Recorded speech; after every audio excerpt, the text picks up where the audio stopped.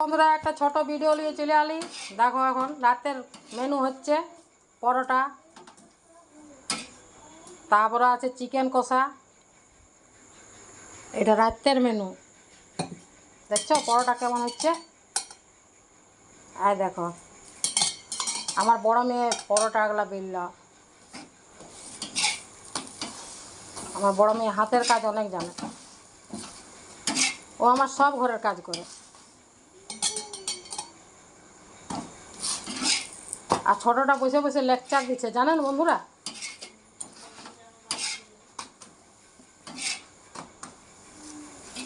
দেখছো কেমন পরোটা হচ্ছে? এই দেখো কতগুলো পরোটা হয়ে গেল। পরোটার সঙ্গে চিকেন কষা। বাই, গুড নাইট, সবাই ভালো থাকো।